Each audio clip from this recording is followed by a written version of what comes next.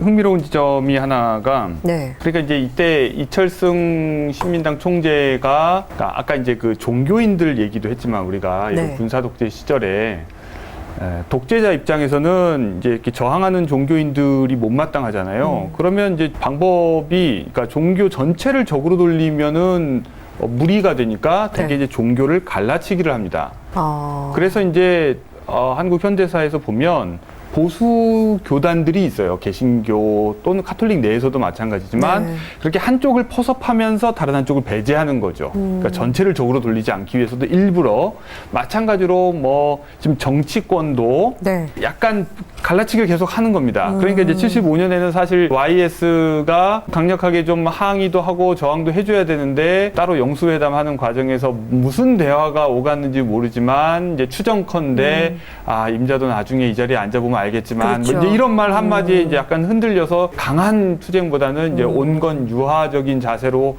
정부의 협조적인 방식으로 이렇게 약간 변하잖아요. 네. 그러니까 이제 여기 지금 이제 이철승 총재도 그런 노선이었던 것 같아요. 그러니까 이제 독재자는 늘 강하게 저항하는 사람들을 배제하기 위해서도 약간 온건한 사람들을 일부러 키워주는 거고 그 사람들에게 권한을 좀 더 실어주거나 면을 살려줘서 자신의 통치에 부담이 덜 되도록 하는 쪽으로 이제 통치수를 발휘하죠. 그때 이제 이분들이 이제 내세웠던 주장이 이제 중도 통합이라는 겁니다. 네. 그러니까 늘 모든 사회에서 이제 그런 통합 이제 너무 다투지 말자. 네. 너무 이렇게 좀 자꾸 삐딱하게 비판만 하지 말고 좀 적극적으로 좀 협조해서 좀 좋은 방향으로 가도록 하자. 이제 이런 식의 주장들을 하는 분들도 있고 꽤 또 설득되는 분들도 있거든요. 그런데 이제 이런 식의 논리에 대해서 김대중 대통령은 아주 선명하게 선을 긋습니다. 그러니까 독재와 민주 사이의 타협이나 중도 통합이라는 게 도대체 뭐냐? 그러니까 선과 악 사이의 중도 통합이라는 건 도대체 뭐냐? 네. 그러니까 이건 논리적으로 있을 수 없는 일이라는 거예요. 서로 이제 모순적인 관계가 그런 식으로 절당하게 절충될 수 있는 것은 아니다. 근데 이런 부분에서는 굉장히 선명하게 선을 긋지만 함께 민주화 운동을 하는 또는 이제 저항을 하는 이제 야당 내에서의 YS라든지 또는 뭐 이기택, 조윤영 이런 식의 정치인들 사이에서는 얼마든지 타협을 하려는 모습을 보이는 이 유연함. 그러니까 피상적으로 보는 사람들은 김대중 대통령을 잘 이해를 못 하시는 것 같아요. 어떨 때는 너무나 좀 뭐랄까 극단적인 것처럼 보이고 그냥 비타협적이니까. 네. 그런데 또 어떨 때는 너무 유연하게 타협을 하니까 이게 뭐야 도대체 일관성이 있는 거야 없는 거야. 근데 이제 본인 내면에는 분명한 일관성이 있는 거죠. 네. 그러니까 옳고 그른 게 분명한 일, 원칙과 관련된 문제에서는 타협이란 없다. 그러나 원칙에 동의하는 사람들 사이에서는 얼마든지 유연하게 좀 더 실용적으로 승리 가능한 쪽으로 이제 뭔가를 해야 된다. 이제 이게 굉장히 돋보이는 부분인 것 같아요. 그러니까요. 그 독재에서 가장 경계하는 게 뭔가 이 합심이 되는 걸 두려워하는데 그걸 그러니까 흩어지는 걸 막은 역할을 하는 걸 수도 있겠네요. 그렇죠. 우리 이 민주화의 세력을 모으는 흩어지지 않게.